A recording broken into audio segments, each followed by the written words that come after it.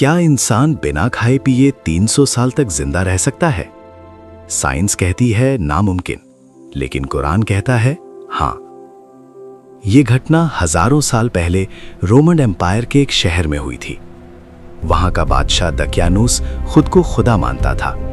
जो भी उसके आगे सिर नहीं झुकाता था उसे मार दिया जाता था। लेकिन उसी शहर में कुछ नौजवान थे। वो आम इंसान थे, लेकिन उनका ईमान पहाड़ से भी मजबूत था। उन्होंने कहा, हमारा रब वही है जो आसमान और जमीन का रब है।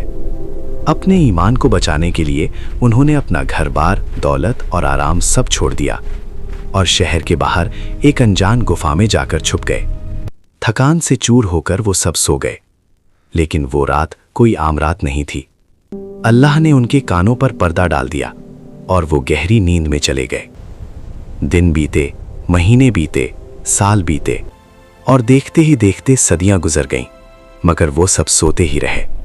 कुरान की सूरे अल कहफ में बताया गया है कि अगर कोई उस हालत में उन्हें देख लेता तो डर के मारे भाग जाता। उनकी आंखें खुली थीं, लेकिन वो सो रहे थे। सूरज भी जब निकलता था तो उनकी गुफा से कतरा कर गुजर जाता, ताकि उनकी देह को नुकसान ना पहुंचे। और गुफा के दरवाजे पर उनका वफादार कुत्ता अपने पंजे फैलाए सदियों तक पहरा देता रहा। फिर एक दिन अल्लाह के हुक्म से वे सब जाग उठे।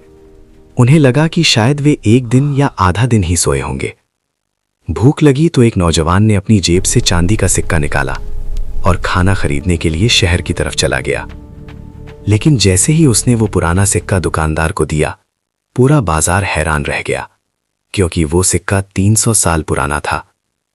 तभी उस नौजवान को समझ आया कि दुनिया पूरी तरह बदल चुकी थी। जालिम बादशाह मर चुका था और अब पूरे शहर में अल्लाह का नाम लेने वाले लोग थे। जब लोगों को ये चमत्कार पता चला तो उन्हें यकीन हो गया कि कयामत के बाद दोबारा जिंदा होना बिल्कुल सच है। अल्लाह ने दिखा दिया कि वो सिर्फ इंसानों का नहीं, बल्कि वक्त का भी मालिक है।